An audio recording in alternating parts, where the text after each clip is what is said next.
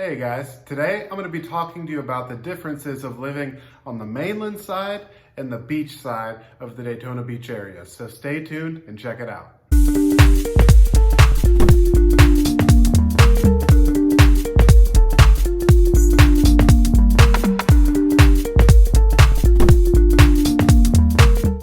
Adam Bégin here, licensed realtor with Wolves Realty in Daytona Beach, Florida. And I get questions all the time having to do with relocating or moving to the Daytona Beach area. So I'm your one-stop shopping if you're thinking about moving to this area. I was born and raised here. I know the area extremely well. So if you need to reach out to me with any questions, no matter how big or how small they are, or you're thinking about relocating to this area, I'm gonna put all of my contact information in the description below, and I'm also gonna have it on the screen right there. And do me a favor, shoot me a text, call me, email me, whatever's easiest for you. Heck, you can even send me a smoke signal. Whatever you gotta do to reach out to me, I'm there for you to help you make the transition easy. And if you're thinking about moving to the Daytona Beach area, go ahead and subscribe to my channel. Click that little bell so that you get notified whenever I upload new content. I'm gonna try and do that weekly. I hadn't been on here in a couple of weeks because I was out of town visiting family, and then we had the holiday, our house was getting worked on. So I've had a lot going on, but I'm back in the saddle, ready to start pumping out new content for you. All right, so let's go ahead and jump on into it. So with mainland living, the first thing we're gonna talk about is kind of travel and commute times. One of the things I love about just the location of the mainland side is that if you like to travel, you can catch a flight at Daytona International Airport. So you're within a few minutes of an airport that can connect you to wherever you're trying to go. You're also pretty close to I-95, which connects to I-4 westbound, so and eastbound obviously, but if you go east any more than Daytona, you're in the ocean. But I-4, I-95, they're all really close, so it's very easy to just hop on the interstate and go wherever you need to go.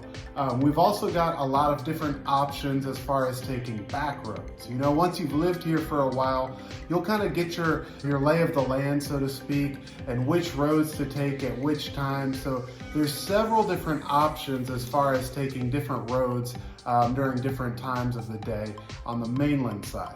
On the beach side, you don't really have as many options for commuting around town. You've got really about two main roads. You've got A1A, which runs parallel to the beach, and then depending on where you are in town, you've got another road that runs parallel to the intercoastal. And all between those two roads, you've got little side streets that run back and forth. So you don't really have a ton of options as far as going north and south. You've got several options going east and west once you're on Beachside, but if one or both of those main roads is blocked, travel times can definitely increase and traffic gets a little bit worse when you're on Beachside, depending on the time of day. The second big difference you're gonna see between mainland and beachside is mainland's cost of living is a lot less than beachside's living. So typically anywhere when you get closer to the water, your cost of living goes up. So that's the same here. The closer you get to the river, the closer you get to the ocean, your taxes and your insurance definitely increase, as well as the cost of your home. So good rule of thumb, the closer you get to the ocean, the more you're gonna spend on a home. Now, the overall maintenance of a home when you're on mainland side is actually a whole lot less because you're farther away from the salt air. So your cars are gonna last a lot longer, your air conditioning units are gonna last a lot longer because all that metal is away, a little bit farther away from the salt air that you're gonna experience over on beachside. So definitely something to think about. If you're living beachside versus mainland, you're gonna be spending more money more often on routine maintenance of your home and your vehicles. The third difference we're going to talk about between mainland and beachside living are the hurricanes. You'll see me kind of looking off camera a lot because I've got my living room windows right there, and I am recording this currently as I'm getting hit by Hurricane Elsa. Not much of a storm over here. It's kind of just fun to watch all the wind and rain outside. But One of the things I love about mainland living versus beachside living is on the mainland side, you've got more of a buffer between you and the ocean. So it's a little bit, I don't want to say better weather because there's no good weather during a hurricane, but you're a little bit safer when you're on the mainland side because you do have that buffer from where the storm actually is out there on the ocean.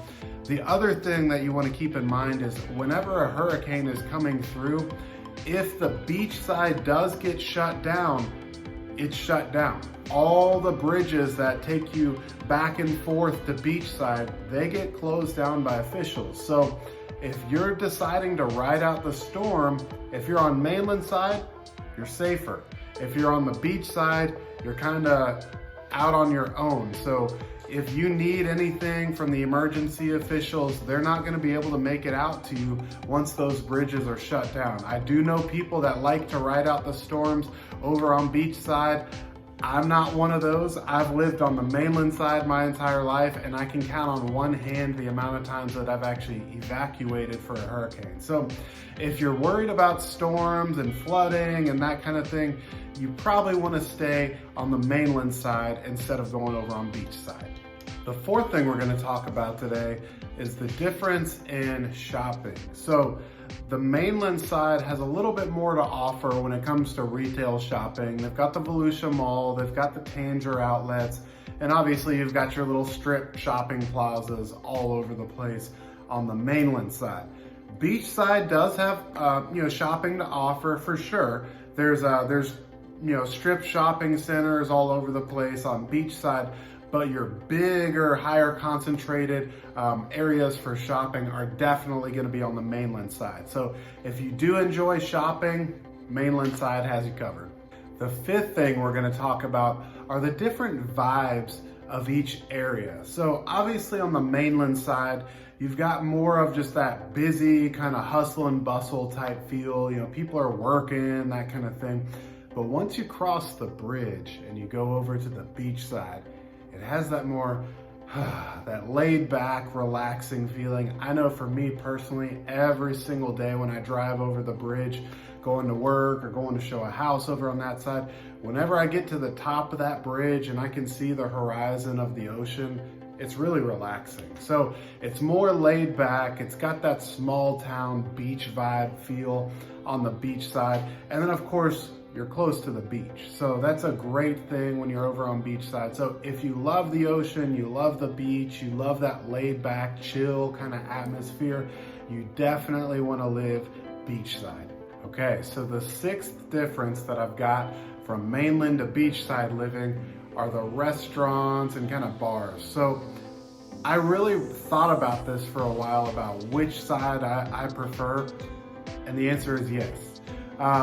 It just depends on what you're feeling. Both mainland and beachside have great options as far as dining or going out for a drink somewhere. I think I lean a little bit more towards beachside though, because I love seafood.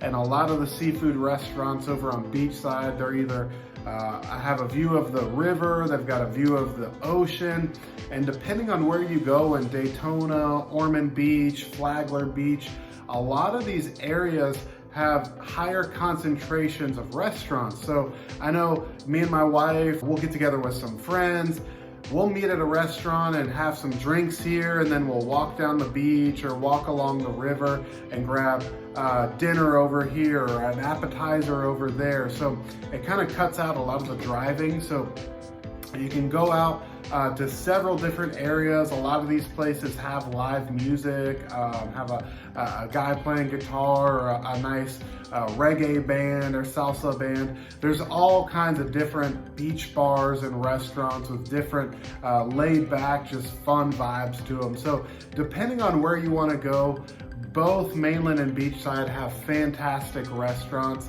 but you're gonna have a little bit better views of the water over on beachside, obviously. So both areas, fantastic options.